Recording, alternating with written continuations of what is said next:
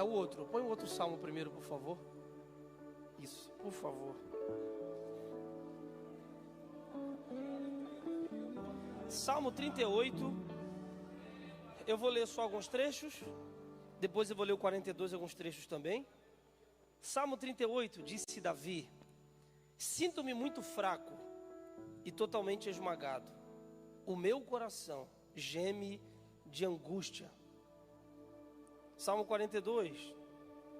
Como o servo anseia, como o servo anseia por águas correntes. A minha alma tem sede de ti, ó Deus. A minha alma tem sede de Deus, do Deus vivo. Quando poderia entrar para apresentar-me a Deus? As minhas lágrimas têm sido o meu alimento dia e noite. Davi também diz aqui: choro angustiado. Até os meus ossos sofrem agonia mortal. Os meus inimigos perguntam-me o tempo todo: onde está o seu Deus?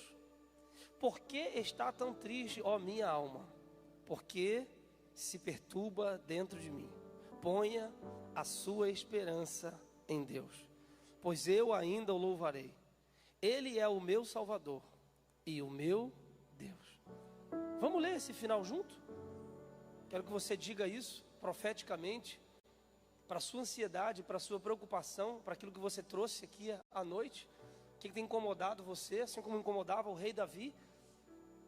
Vamos dizer: por que está tão triste com minha alma? E vamos continuar, tá bom? 1, 2, 3 e já. Por que, ó minha alma, por que se perturba dentro de mim? Ponha a sua esperança em Deus, pois eu ainda o louvarei. Ele é o meu Salvador, Ele é o meu Deus. Glória a Deus. Independentemente do que você está vivendo, do que você está passando, um tempo de angústia, de crise, como Davi estava vivendo, Davi tinha convicção de que a esperança que ele tinha era Deus, era o Senhor. Pode sentar no seu lugar, com fé. Eu quero compartilhar com você nessa noite uma palavra.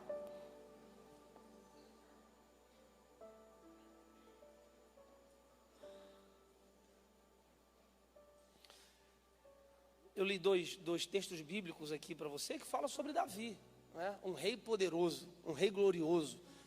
A Bíblia diz que Davi era um homem segundo o coração de Deus. E o homem segundo o coração de Deus estava aqui angustiado. A Bíblia diz que ele estava triste.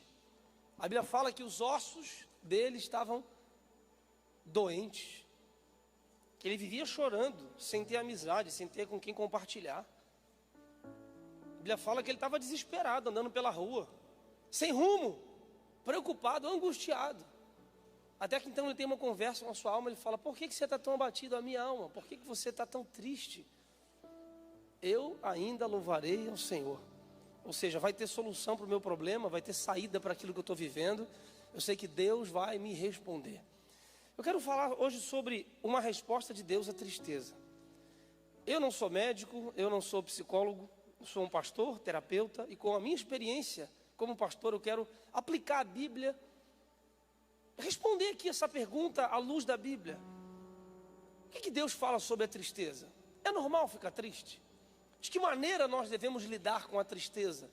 Como isso tem incapacitado e afastado as pessoas do seu propósito de vida? Eu quero começar esse sermão aqui, essa explicação, essa resposta, com uma declaração de fé para a sua vida. Eu queria que você declarasse isso junto comigo. Coloquei a frase ali embaixo, ó. Enquanto eu preparava esse sermão, não é, eu recebi de Deus essa inspiração. Dizer que os melhores dias da sua vida não foram ontem. Os melhores dias da sua vida não serão os dias que ainda virão no futuro, mas os melhores dias da sua vida começam hoje. Você pode declarar isso, vou contar até 3, com fé. Você vai declarar para a pessoa que está perto de você: os melhores dias da sua vida começam hoje. Vamos lá? 1, 2, 3 e já. Os melhores dias da sua vida começam hoje. Recebe essa palavra, meu irmão. Comece a declarar sobre a sua vida isso aí. Boa parte daquilo que as pessoas estão vivendo, boa parte daquilo que as pessoas estão vivendo ou deixando de viver, estão vivendo ou não vivendo porque não sabem se comunicar com o futuro. Deus criou o mundo através da sua palavra. A palavra liberada constrói aquilo que não existe. Sob a palavra de Deus, Pedro lança a rede e a Bíblia diz que ele colhe uma grande quantidade de peixe. Os profetas profetizaram. O mundo foi criado pelo poder de uma palavra. Então, enquanto eu pregar aqui, eu quero que você libere palavras sobre a sua casa, palavras sobre a sua vida, e dizer e declarar: os melhores dias da minha vida começam hoje. Eu quero declarar sobre a sua vida isso. Pessoas que entraram aqui tristes, depressivas, ansiosas, está afetando o seu casamento, a sua produtividade, o seu trabalho, a sua vida, o seu ministério, o seu chamado, em nome de Jesus.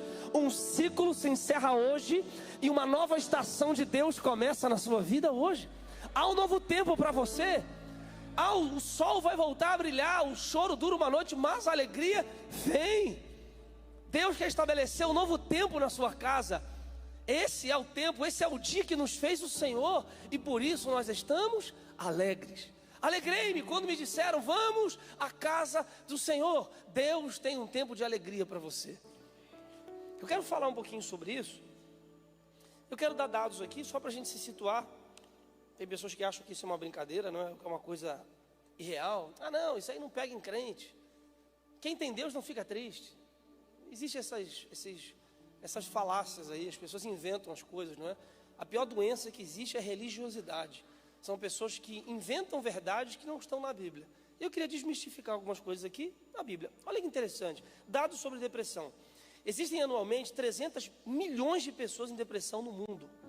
Brasil, 12 milhões de pessoas sofrem de depressão. O Brasil é um dos países com o maior índice de ansiedade do mundo.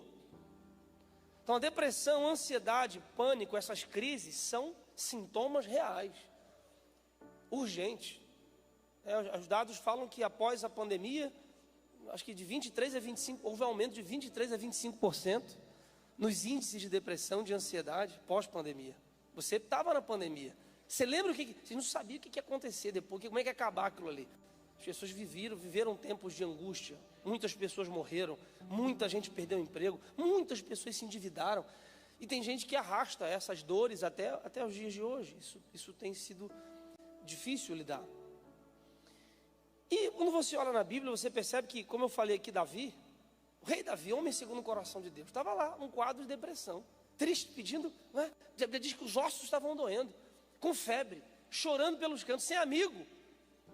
Quando a gente fala sobre tristeza, sobre esse caso, por mais santo que a pessoa seja, por mais crente, ou rico, ou sei lá, qualquer classificação que você pode dar, absolutamente ninguém está imune a sofrer tristeza, depressão profunda, ansiedade. Se é ser humano, belisca aí o braço.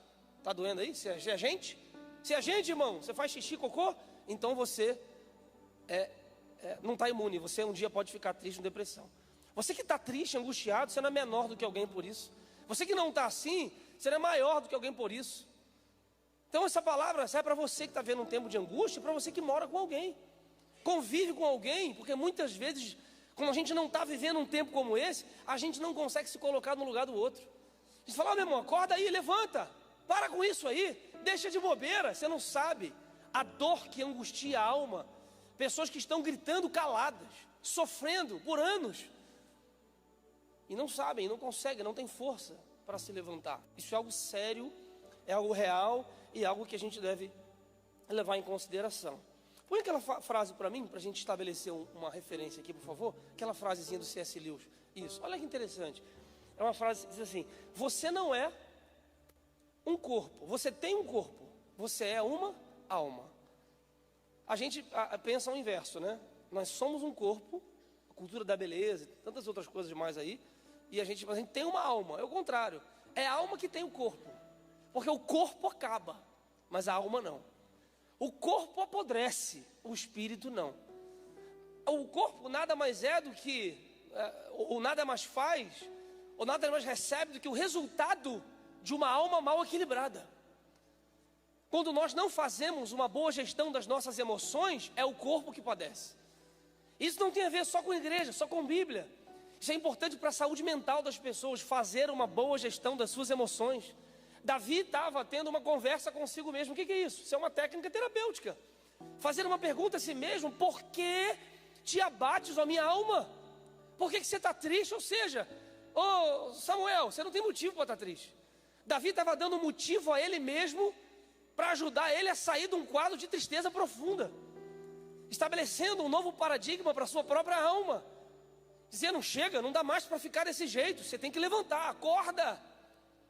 Então o corpo, ele sofre nada mais do que o resultado, a consequência do desequilíbrio de uma alma triste, de uma alma que muitas vezes está distante de Deus. E o diabo se utiliza dessas brechas e lacunas que nós damos à nossa alma: uma culpa maltratada, um perdão não liberado, uma palavra maldita, absorvida, que você não repreendeu, uma história de desgraça, perda, luto e tantas outras coisas mais, tantos outros fatores que acumulam lixo na tua alma.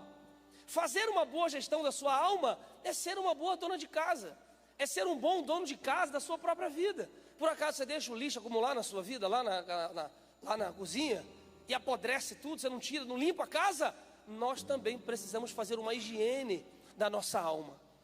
E a gente vai analisar isso aqui hoje, mas eu precisava falar isso aqui para você entender que a alma, o teu espírito é a parte mais importante de toda a tua vida. Porque tem gente que gosta de ter uma aparência bonita. Ele parece que está legal, mas a alma está podre.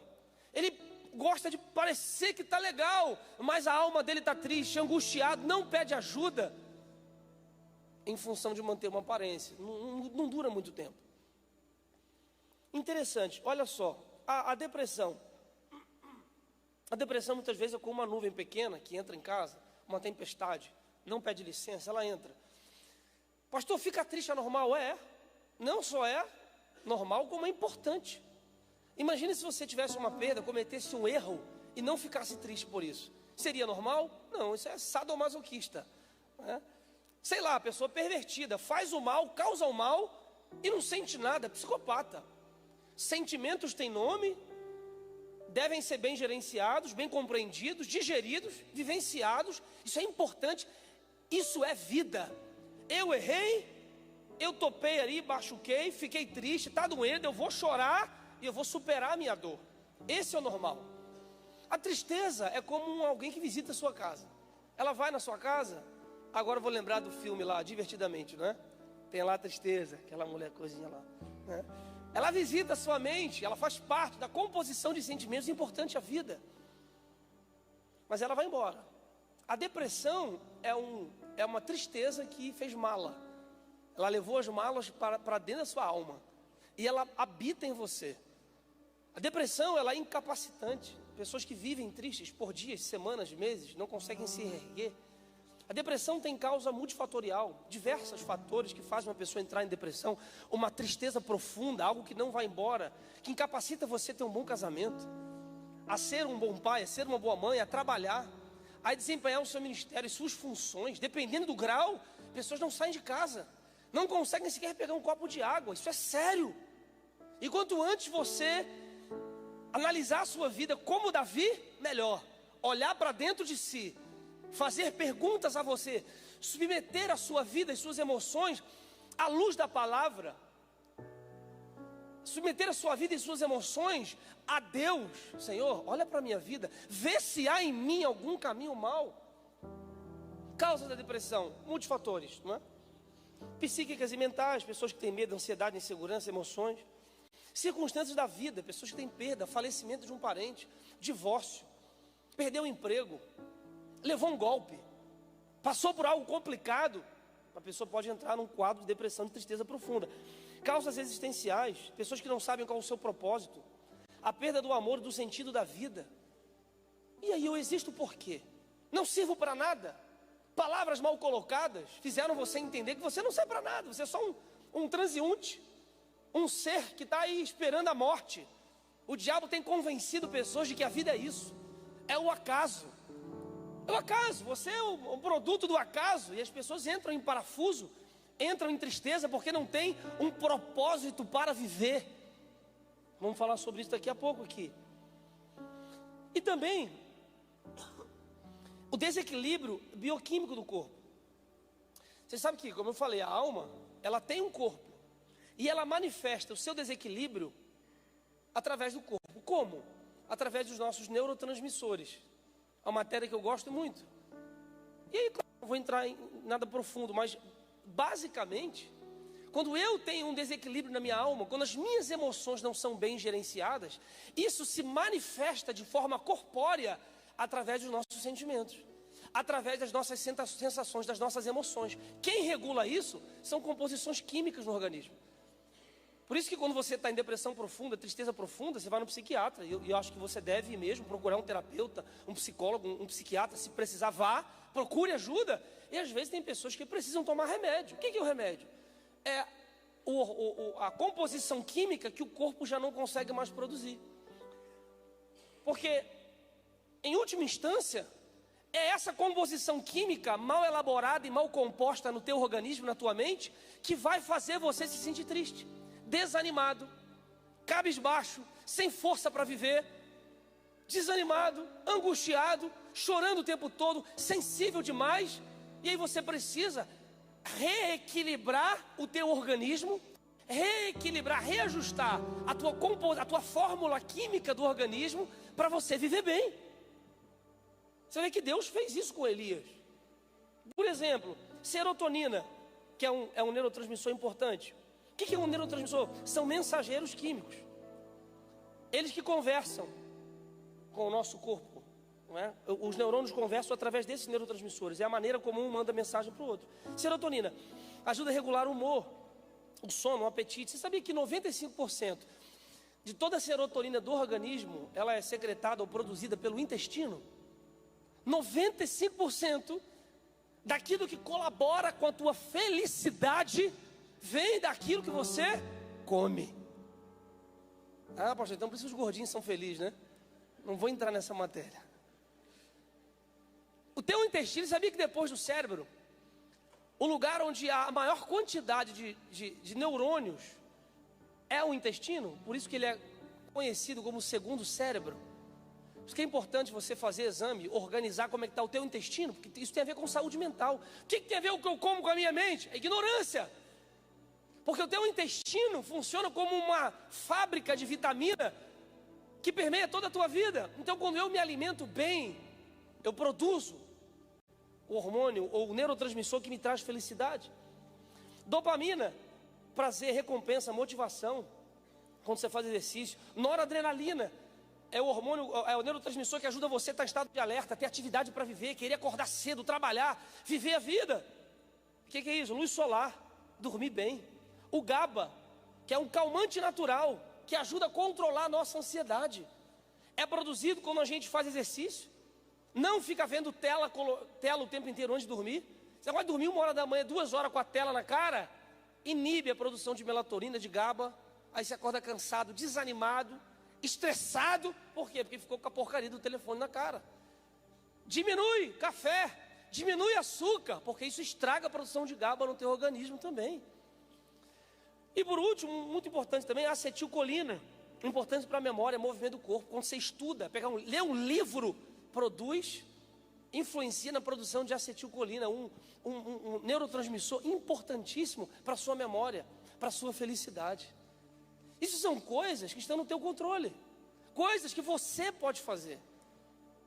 Que nós podemos fazer para termos uma vida melhor. Olha que interessante. Serotonina. Você sabia que o corpo não sabe diferenciar o que é real do que é imaginário? Já fizeram estudos, pegou um equipamento, colocou no cérebro humano e mapeou o cérebro humano. Se você sonhar ou pensar, começar a imaginar uma situação de perigo, toda a tua composição química e do corpo começa a se organizar para você enfrentar aquele perigo. Se você pensa em uma situação de calma, de alegria, um mar, aquela coisa assim, ó, aquela onda, aquele mar, você começa a ficar mais calmo, mais tranquilo, porque o ser humano não consegue diferenciar aquilo que é real do que é imaginário. E aí a palavra de Deus em Jeremias 3:1, Deus fala assim, ó, eu quero trazer à memória aquilo que me dá esperança, aquilo que me dá vida. O Senhor, através da sua palavra, está nos ensinando a produzir uma composição química na nossa vida, através da maneira como nós gerimos o nosso pensamento. Eu não vou ficar lembrando do passado, eu não vou ficar lembrando do que ficou para trás, de pecado que Deus já perdoou, mas eu não me perdoei ainda, pessoas que se foram, erros que eu cometi. Eu vou trazer à minha memória aquilo que me traz esperança. Eu tenho que fazer a gestão da minha mente, daquilo que eu penso. Filipenses 4:8. Contar mais, irmãos, tudo que é puro, verdadeiro, honesto, de boa fama, se há virtude, louvor, nisso pensai. Ou no texto original isso deve habitar o vosso pensamento. Eu tenho que permitir que esses sentimentos ou esses pensamentos habitem dentro da minha mente, porque assim como eu penso, assim que eu sou. Jesus disse isso: se os teus olhos forem bons, no sentido mais próximo do psique humano é a visão, se os teus olhos forem bons, todo o teu corpo terá luz. Mas se os teus olhos forem maus, todo o teu corpo será tenebroso. Ou seja, grandes trevas haverão na tua vida. Ou seja, aquilo que eu vejo, aquilo que eu ouço, aquilo que alimenta a minha mente, é aquilo que se traduz naquilo que eu sou. Então, se eu quero mudar a maneira como eu vivo, eu preciso aprender a mudar a maneira como eu penso. Bota a mão na tua mente aí, declara sobre a tua mente: eu vou pensar naquilo que é bom, naquilo que é amável, naquilo que é puro. Vai habitar na minha mente coisas boas, em nome de Jesus. Desliga aquela televisão lá, tira lá da Rede Globo. Um dia desse, um rapaz: pastor, você tem uma coisa aí, eu gosto de ver acidente. Acidente? Como é que é isso? Um dia desse, o Pedro vendo no YouTube lá, passando aquele negócio lá, que foi uma praga aquilo ali. Aí eu vou ver lá, é tiro, é morte, é não sei o quê. Aí, pastor, saiu premonição na televisão, lá no cinema. Sei lá, é premonição novo agora aí? Acho que é, né? Saiu, né? Não sabe, né? Não caiu no golpe, né? Tu é terrível ali diante, tu é fogo. Saiu um filme de terror aí, eu vou lá ver, rapaz, a mente não diferencia o que é real do que é imaginário. Você vai abrir uma brecha, um portal no mundo espiritual, para o terror entrar na tua vida. Pensa no que é bom, fala do que é bom. Você tem que aprender a fazer uma boa gestão dos teus sentimentos. Aquela pessoa, ela amarga, só fala do que é ruim, murmura, sai de perto dela. Regula a tua vida para que você pense naquilo que é bom. Olha a dopamina. Dopamina é uma sensação de prazer por pequenas conquistas. Olha o que a Bíblia diz, Eclesiastes 9:7. Goza a vida com a mulher que você ama todos os dias da tua vida. Meu Deus, amor, vamos embora, meu amor. Meu Deus do céu, eu quero para minha vida, porque essa porção na tua vida, do teu trabalho, Eclesiastes 9. Apóstolo Paulo, 1 Coríntios 10. Portanto, quer comais, quer bebais, coisas corriqueiras, quer fazer qualquer outra coisa, fazei para a glória de Deus. A Bíblia está nos ensinando a celebrarmos as pequenas conquistas da vida. Pequenas coisas do dia a dia que a gente não celebra. Olha aqui, ó, eu estou andando, ó. Sabe quando a gente não pode andar? Tem noção do que é poder andar, se locomover? Ó, respira aí, ó. Meu nariz é grande. Não, respira, respira. Olha que beleza. Tem gente com aparelho. Você fez cocô hoje? Não fez cocô? Tá preso, irmão? Vou orar por você.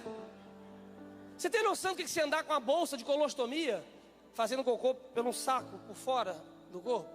Você está com bolsa de colostomia, irmão? Tá não? Ah, querido, então era bom você celebrar o Senhor. Celebrar. Você está vendo? Está me vendo aqui?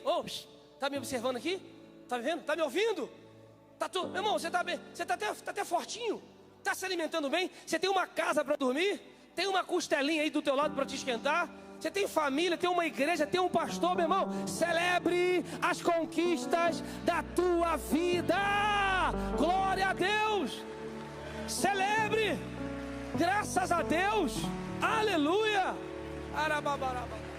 Gratidão. A gratidão é a memória do coração. Uma pessoa grata, ela naturalmente produz dopamina. Mas esse negócio de química e de coisa, meu irmão, isso é Bíblia, isso é ciência, isso é Deus.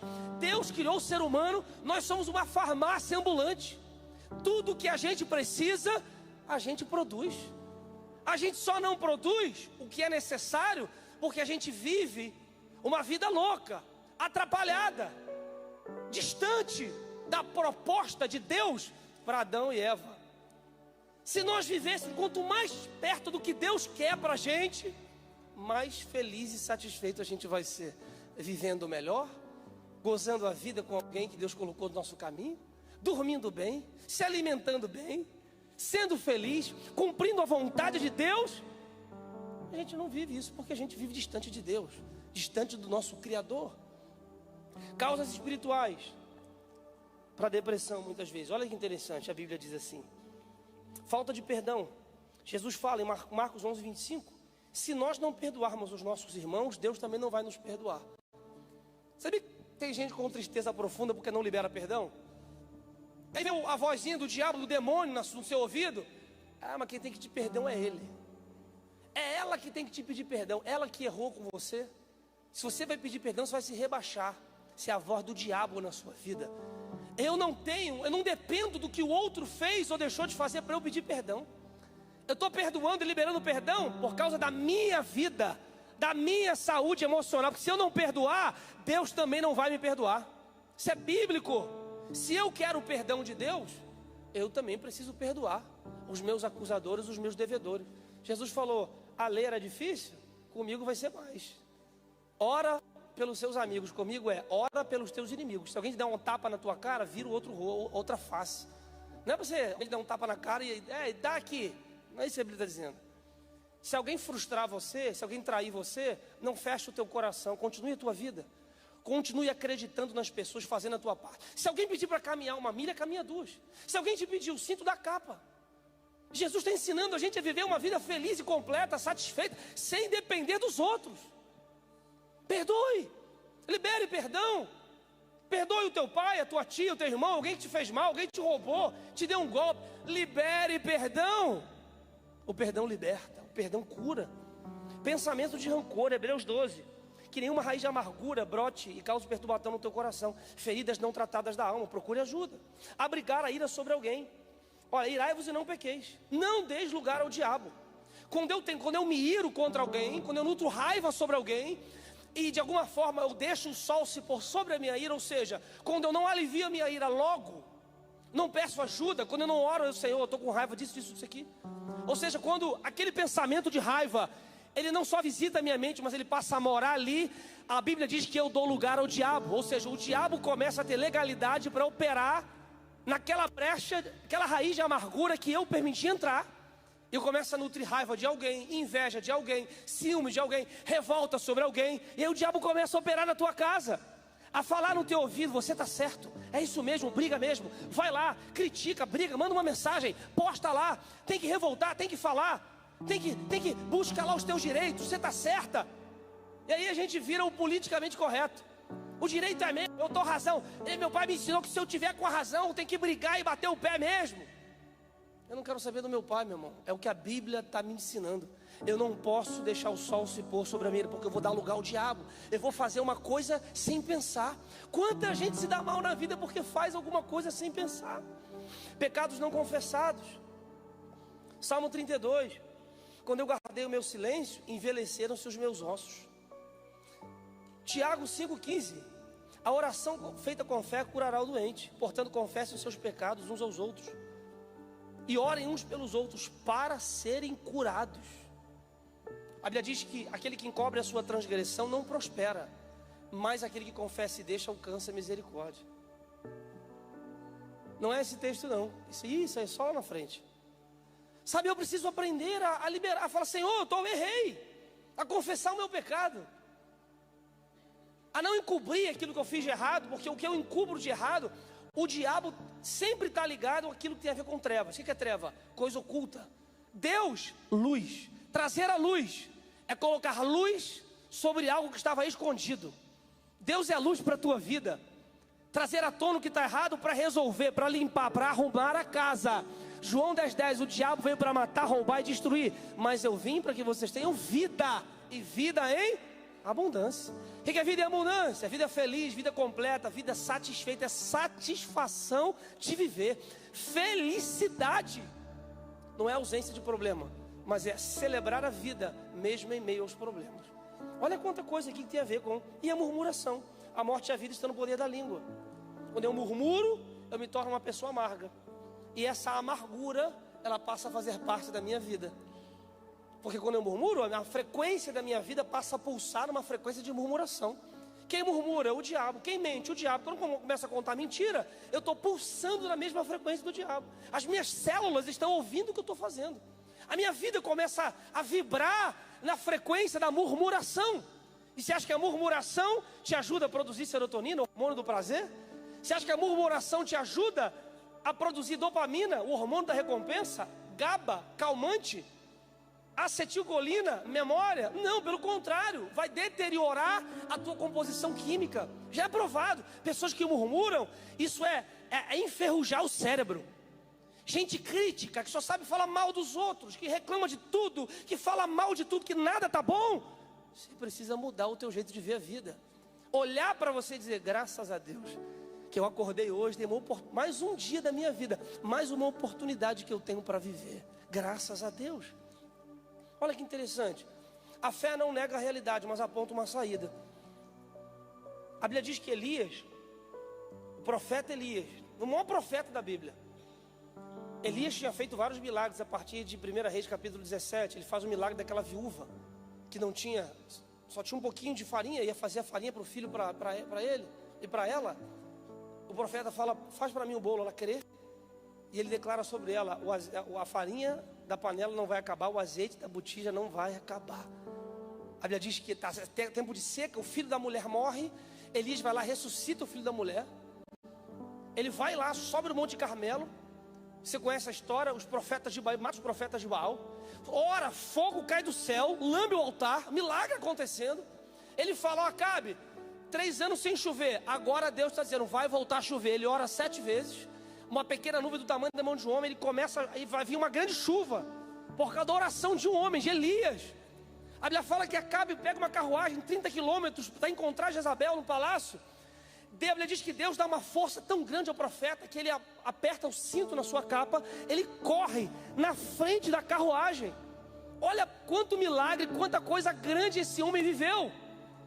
A Bíblia diz, depois de todos esses milagres, ele recebe uma mensagem. Diga assim, ó, uma mensagem. Uma mensagem mal interpretada pode acabar com a tua vida.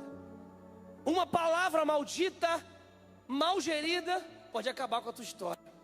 Ele ouviu Jezabel dizer, avisa esse profeta aí que amanhã ele vai estar morto, eu vou acabar com ele. A Bíblia fala que Elias ouviu aquilo que aquela mulher falou e entrou em depressão. Olha o texto. 1 Reis 19. Ele, porém, foi ao deserto, ao caminho de um dia, sentou debaixo de uma árvore, pediu para si a morte e disse, basta, Senhor, toma agora a minha vida, pois eu não sou melhor do que os meus pais. Deitou-se, dormiu debaixo de um zimbro. Eis que o anjo lhe tocou e disse, levanta-te, Elias, e come. E olhou, e eis que à sua cabeceira estava um pão cozido sobre brasas, uma botija de água, e comeu e bebeu. Tiago 5,17 diz que Elias era um homem sujeito às mesmas paixões que nós. Se um profeta do Senhor, um homem que orou e fogo do céu caiu, meu irmão. A Bíblia diz que ele se deita sobre o menino e ele se levanta. Um homem de Deus foi acometido pela tristeza profunda, pela depressão, a ponto de pedir a morte para Deus. Desistiu da vida. Imagina eu e você. Isso é sério. E se olhar no texto, Deus não manda Elias orar mais. Elias, você está sem fé, vai orar. Elias, faz um jejum. Deus trata a alma, mas também cuida do corpo e da mente. Ele não mandou Elias jejuar ou orar. Ele mandou Elias descansar e comer. Às vezes, meu irmão, o que você precisa, sabe o que é? Descanso. Descansar um pouco, né? A gente falava nisso às vezes, né, amor? Eu só quero descansar. Mais alguém comigo aqui? Mais alguma irmã de Deus, uma mulher de Deus aqui? Eu só quero descansar. Lembra dos neurotransmissores que eu falei? São produzidos quando eu durmo. Meu irmão, isso é sério. O diabo tem tentado atrapalhar o teu sono. O diabo tem tentado atrapalhar o teu descanso. Tanto milagre, tanta coisa boa, tanto trabalho sendo usado por Deus. Trabalha daqui, trabalha de lá, meu irmão. Descansa. E não é descansar só e dormir, não. É descansar no Senhor. Para de ser se preocupar com aquilo que você não pode resolver. Ah, mas o dólar. Ah, mas não sei o que. Ah, mas não sei o que lá, meu irmão. Para de se preocupar com o que você não pode resolver. Preocupe-se em agradar ao Senhor. Descansa. A Bíblia diz que foi um anjo lá. Ô Elisa, eu vou cuidar de você. Aí colocou lá um pão, água, carboidrato, reabastecer o corpo, bebeu água. E ele voltou a dormir. Vai descansar mais. Come, bebe e descansa. Olha o tratamento de Deus com Elias. Irmão, quero declarar: o Senhor está cuidando de você. Olha, deixa Deus cuidar da tua vida também. Um anjo vai estar lá na tua casa. Deus está enviando uma porção especial para você, para tirar você desse lugar, desse poço. Elias só sobreviveu porque ele tinha intimidade com Deus.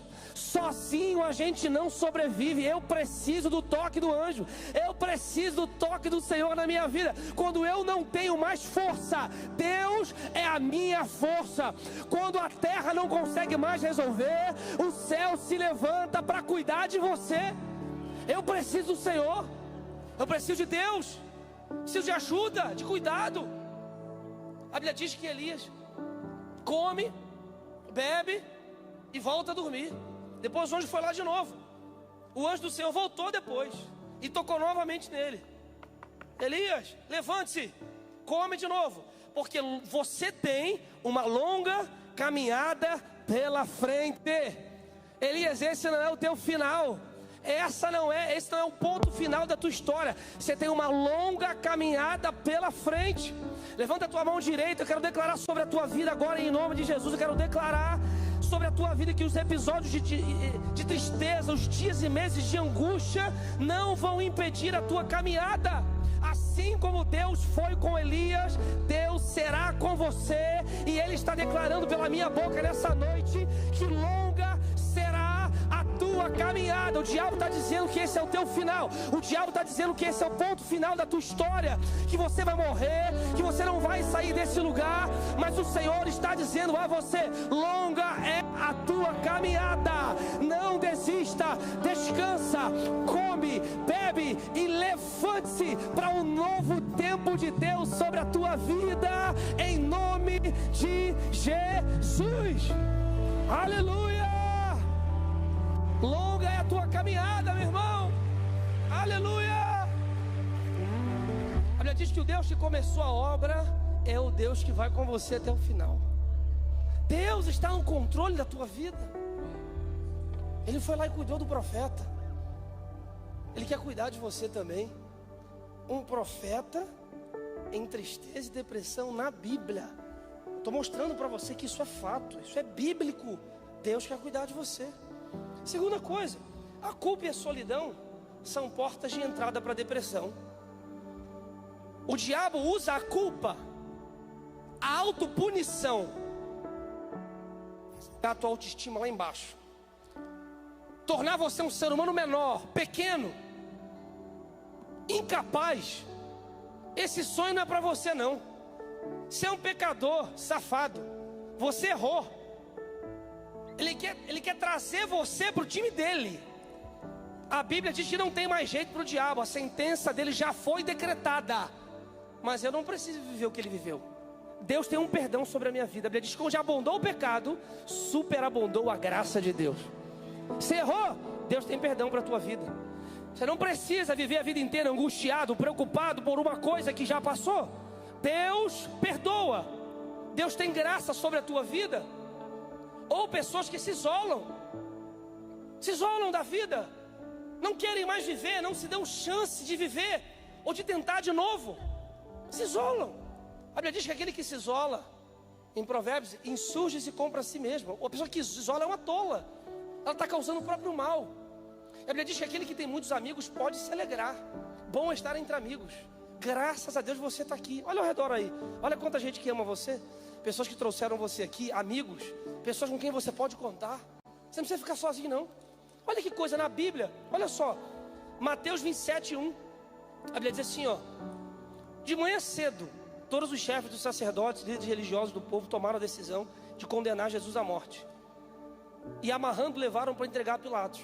Quando Judas, que o havia traído, viu que Jesus havia sido condenado, foi tomado de remorso, na palavra. O que é remorso? Culpa profunda. E devolveu aos chefes as 30 moedas de prata. Judas devolveu, falou: ó, toma aqui a moeda, eu não quero participar disso aí não. Eu não sabia que ia acontecer isso. Teve remorso, ele se arrependeu amargamente daquilo que ele fez. O quê? Ter traído Jesus. E como num ato de desespero, a Bíblia diz que ele joga as moedas dentro do templo. E os caras falam assim para ele, ó. E disse: pequei, pois traí sangue inocente. E eles responderam a Judas: que nos importa? A culpa é tua. Colocaram a culpa da morte de Jesus em Judas. Um peso muito grande para alguém carregar. Levar a culpa por a morte do teu pastor. Ser culpado pela morte do teu mestre, aquele que te ensinou, que te amou. Jesus chamou Judas de amigo. Aquilo foi muito pesado para Judas carregar. E a Bíblia diz que ele joga a moeda longe, sai sozinho. A Bíblia diz que ele se enforca, ele se suicida, porque ficou sozinho e isolado. Não suportou o peso de carregar aquela culpa. Meu irmão, existem coisas que a gente não consegue carregar sozinho, não. Quem sabe você também carrega a culpa por a morte de alguém. Você deu remédio errado para alguém, não levou a pessoa do médico na hora certa. Uma traição, um golpe que você levou, uma escolha errada, um trabalho que você não aproveitou, uma questão, e você está se culpando a vida inteira, sozinho. Cuidado. Ninguém morre se tiver com alguém. Ninguém morre, ninguém se suicida se pedir ajuda. Porque no fundo, a última gota, a carta ou a ligação que alguém fala é o grito da alma de dizer: pelo amor de Deus, me salva. Eu não quero morrer, preciso de ajuda. É alguém que liga dizendo que vai se matar. Ela quer socorro. A alma está angustiada, lembra? E para dar fim, ou para tentar dar fim ao que ela sente, ela quer matar o corpo, lembra? Mas eu não sou um corpo, eu tenho um corpo. A alma não acaba. Não tem como tirar, não tem como acabar. Agora vamos analisar. Pedro também errou com Jesus. Jesus disse: Pedro, você vai me trair. Eu não, Jesus. Pior do que Judas. Eu vou contigo até a morte. Não, Pedrão, você vai me trair sim. O galo vai cantar 3 vezes. Aí Jesus estava lá naquele pátio. Pedro entra, eu já falei isso aqui. Pedro, alguém chamou você? Você é discípulo dele? Não, eu não. Aí depois outra pessoa: você parece com ele? Não, eu não. Não, você é sim, você é igualzinho a ele. Você estava lá quando cortaram a orelha do soldado? Não, eu não. Quando ele fala pela 3ª vez, o galo canta, Jesus passa. A Bíblia diz que eles só se olham. Jesus olha para Pedro e Pedro fala: aconteceu como ele disse que aconteceria. E na cabeça de Pedro, nunca mais Pedro teria uma oportunidade de pedir perdão a Jesus, ou de se reconciliar com Jesus, porque afinal de contas Jesus iria morrer na cruz. Pedro não sabia que Jesus iria ressuscitar.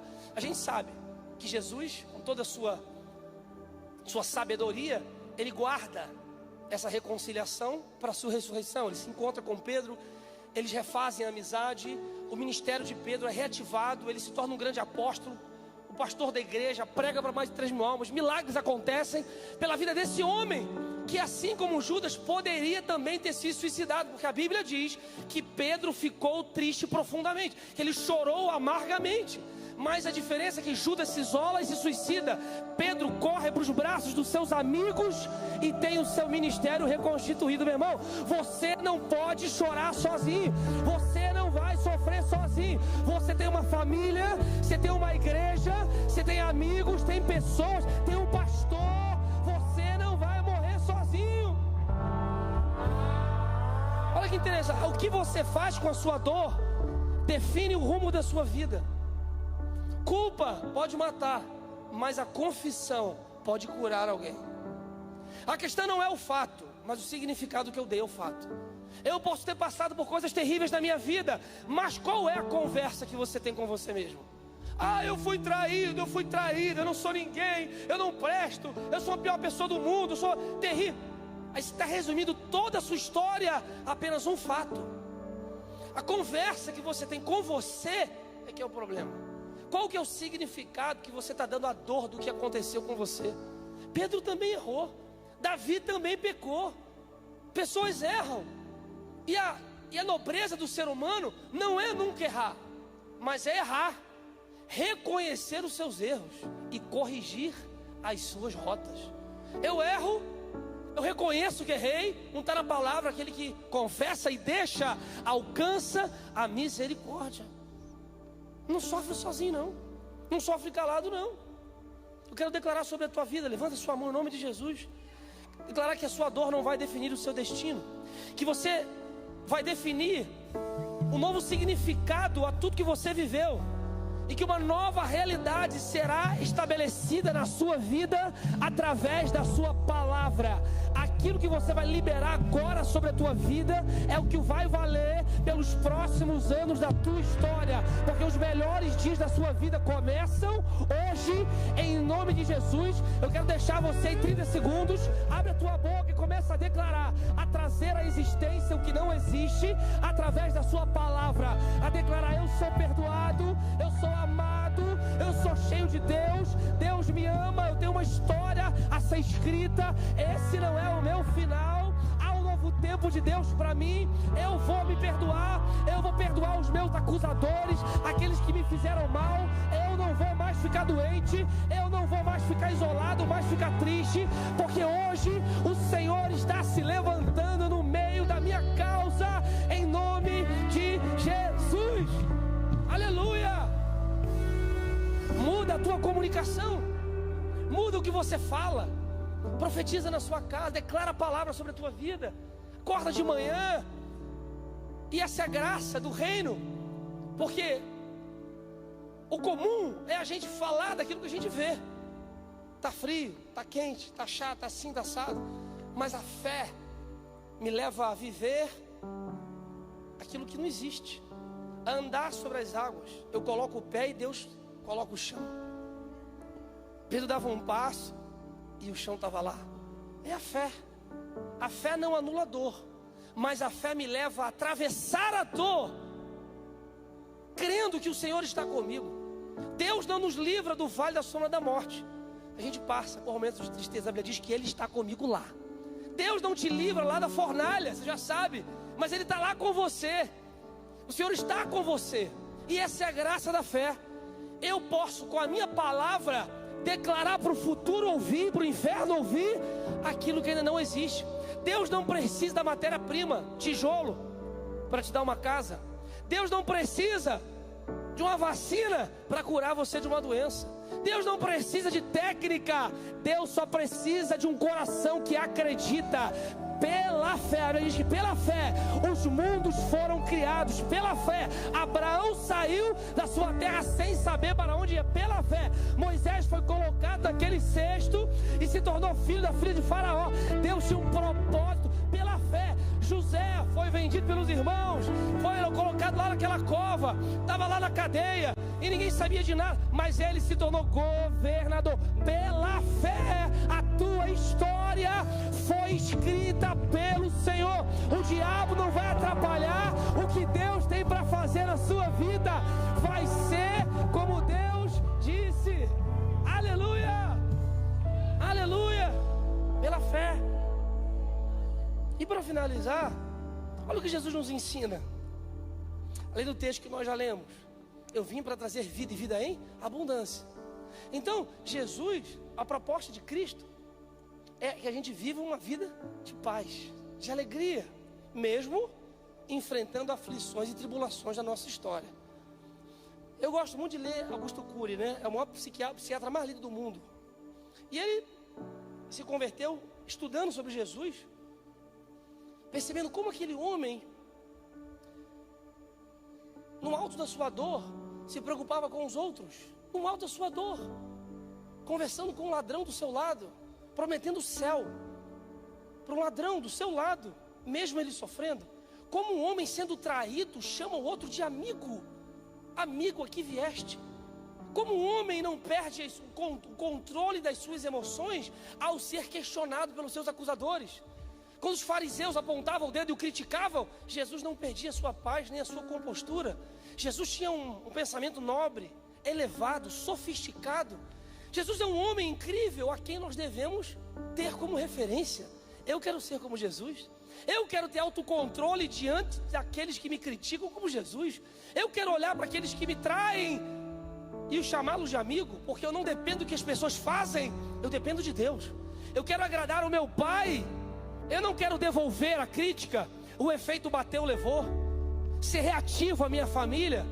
A minha esposa me faz mal, eu faço mal a ela. Os meus filhos fazem mal, então eu faço mal a eles. Eu não dependo do que as pessoas fazem para mim. Eu quero entregar aquilo que é bom, como está em Romanos 8. Eu não vou pagar o mal com o mal, mas pagar o mal com o bem. Esse é o Evangelho. Jesus disse: se vocês forem e fizerem como os gentios fazem, vocês não estão fazendo nada. Nós temos que ter um pensamento acima da mediocridade, da média do que as pessoas vivem. Eu não quero fazer parte dessa estatística. Eu quero ter a mente de Cristo. E esse Jesus, Mateus 26, Jesus está indo, ele sabe que ele vai morrer. Judas está vindo com os soldados para entregar Jesus à morte. E Jesus fala: gente, chegou a hora, eu preciso orar, eu estou angustiado. Vai com seus discípulos para um tempo. Depois ele sobe mais um monte, leva só Pedro e João com ele. Fala: ó, fica aqui, não dorme não. Eles dormiram lá, roncaram. Jesus brigou com ele, mas depois eu falo sobre isso. E ele vai mais à frente, e ele fala assim, ó, Mateus 26.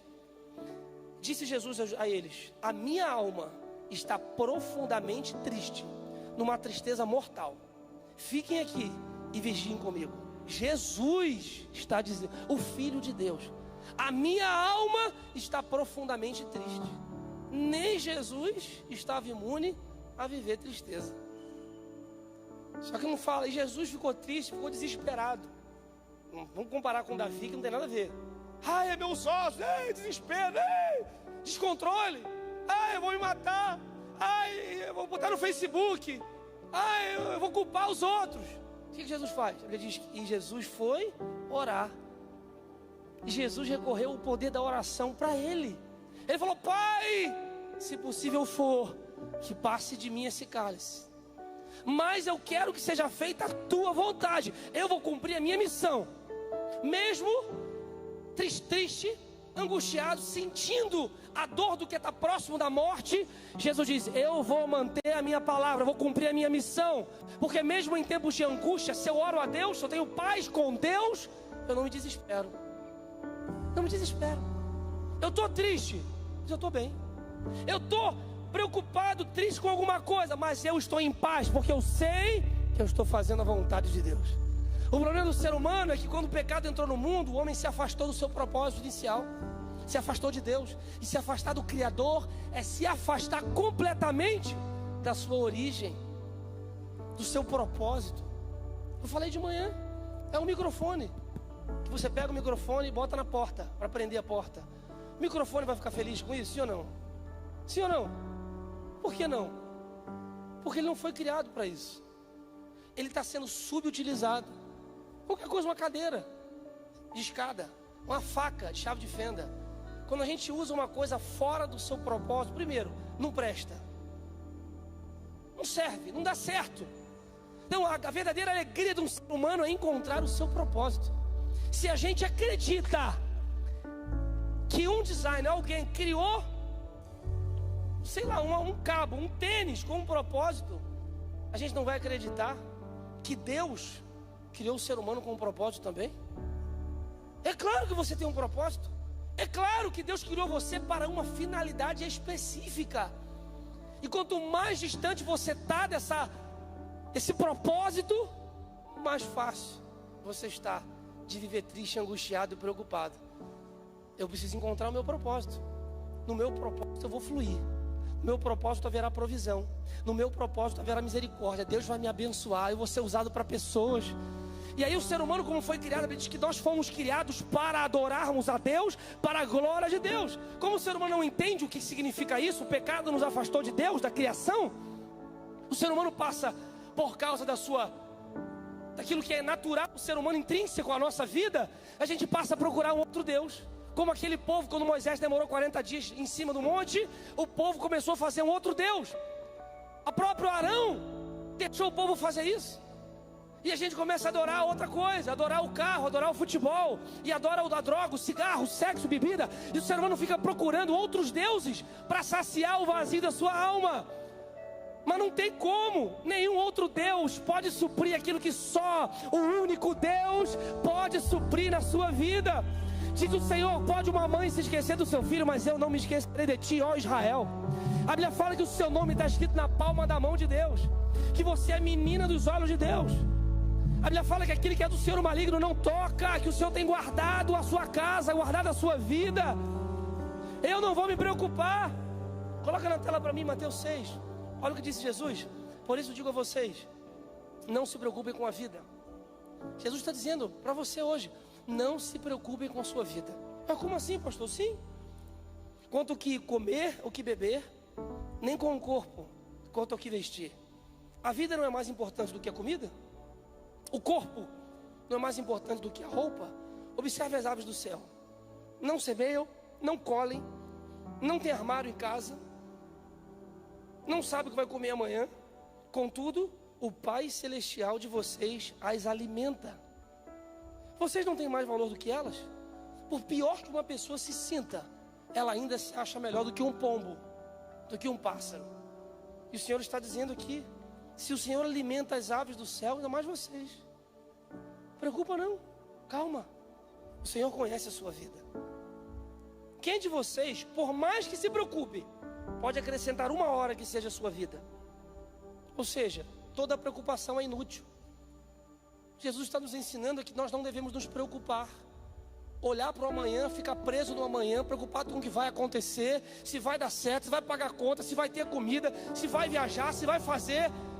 Toda preocupação é inútil, porque se preocupação resolvesse alguma coisa, estava todo mundo bem. Preocupação não resolve nada, só deteriora e apodrece cada vez mais, lembra, a fórmula química do teu organismo, porque te deixa preocupado, ansioso, estressado. Isso atrapalha completamente a química do teu organismo. Jesus está ensinando que não adianta nada se preocupar. Por que vocês se preocupam com roupas? Vejam as flores, elas não trabalham. Contudo, digo a vocês que nem Salomão, em todo o seu esplendor, vestiu-se como um deles. Se Deus veste assim uma flor do campo, que hoje existe, amanhã é lançada no fogo, não vestirá muito mais a vocês, homens de pequena fé? Portanto, não se preocupem dizendo o que comeremos, o que beberemos, o que vestiremos, porque são gentios, ou seja, quem não conhece a Deus é que procura essas coisas, mas o Pai Celestial sabe que vocês precisam delas.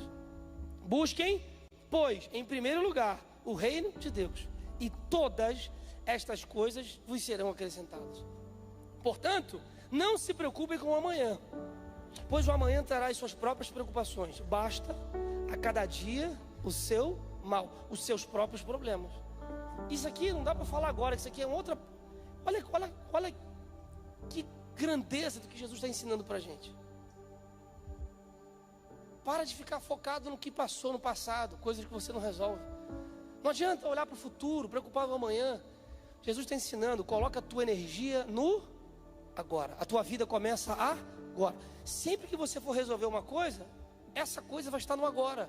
Ai, eu vou fazer um exame na quarta-feira. Tá, mas você não vai fazer hoje, é na quarta. Quando você for fazer, não é quarta mais, é agora. Nós só temos o agora. Então, quanto mais o diabo consegue tirar você do momento presente, levando você para comparar a sua vida com a vida dos outros, telefone, celular, realidades paralelas, mundo reborn, coisas que não existem, mais o ser humano se descola da realidade. E quando eu me descolo da realidade, eu passo de viver, eu tiro a minha mão da única coisa que eu consigo mudar, que é o meu agora. Você só tem o agora, você não tem o ontem, já acabou. Você não tem o amanhã, porque o amanhã ainda será. E Deus está dizendo para pessoas aqui: não andeis ansiosos com o amanhã, não se preocupe com o que virá. Eu, como seu pai, eu vou cuidar de você, eu vou abastecer a tua despensa, vai vir o teu salário, eu vou cuidar de você, eu dou garantias a você, porque eu sou seu pai. A única coisa que Deus pede é: faz uma coisa só para mim, só uma coisa: busca o meu reino em primeiro lugar. Ou seja, quando eu descanso no Senhor, quando Deus se torna o centro da minha vida, Deus passa a cuidar das minhas coisas. 1 Pedro 5,7: lancem sobre Ele toda a sua ansiedade, porque Ele tem cuidado de vocês. Está difícil, está ansioso? Lança para Deus. Está pesado? Lança para Deus. Porque o Senhor quer cuidar de você. Como eu disse, a fé não anula a dor, mas te sustenta no meio dela. Deus quer fortalecer a fé de pessoas hoje aqui. Fortalecer a sua fé, a capacidade que você tem de enfrentar a adversidade sem perder a sua paz em Deus. Deus tem uma paz diferente para te dar. Olha, diz que a paz que Deus dá não é a mesma paz que o mundo dá. Essa paz nós só encontramos quando nós aprendemos a confiar e descansar no Senhor. Lembra de Elias? Descansou. O Senhor está dizendo para você: descanse em mim. Se lança nos meus braços. Filipenses 4:6. Não desansiosos, mas me coloca tudo diante de mim com oração. E a paz que excede todo entendimento guardará os vossos corações em Cristo Jesus. A oração tem poder de mudar o cenário da tua história. Quando eu oro, eu estou fazendo uma técnica terapêutica. Falar com Deus. Colocar diante do Senhor a minha angústia, a minha dor, a minha crise. Ó Deus, cuida de mim. Lança sobre Ele a tua ansiedade. Vamos fazer isso nessa hora? Fica de pé no seu lugar. Vamos orar. Em nome de Jesus. Você pode estar cansado, mas você não está sozinho. Está doendo, mas você não está sozinho. A Bíblia diz que Ele é o autor e o consumador da nossa fé. Você não vai morrer assim. Esse não é o teu final. Há um clamor de Deus sobre a tua vida hoje. A tua alma está angustiada. A tua vida está doendo. Está muito pesado para você carregar. Você precisa deixar alguma coisa. Entregar alguma coisa. Diz o Senhor: entrega o teu caminho ao Senhor, confia nele, o mais Ele fará. Você precisa aprender a entregar para Deus aquilo que você não pode suportar, que você não suporta. A entregar para o Senhor aquilo que você não consegue carregar. Jesus disse: aprender de mim, meu jugo é suave, o meu fardo é leve. A vida com Deus é uma vida leve. A vida com Deus é uma vida em paz. Você tem dificuldade, tem crise? Tem, mas você tem a certeza de que há um Deus que ama você. Que no ápice da sua dor, ainda assim Deus estará com você. Deus está contigo no meio dessa luta. Quero convidar pessoas que estão aqui vivendo esses tempos de depressão, tristeza, angústia, alguma área da vida, para entregar para Deus aquilo que você está vivendo. Talvez um perdão mal elaborado, uma questão particular sua. Ninguém vai perguntar nada a você, mas você precisa entregar para Deus. Você precisa deixar o seu coração falar com Deus, dizer: Deus, eu preciso deixar isso aqui no altar. O altar tem poder para curar a tua vida. O altar tem poder para mandar embora toda a tristeza, para reconfigurar aquilo que você está sentindo. Quero orar por você. Eu quero ungir tua vida hoje.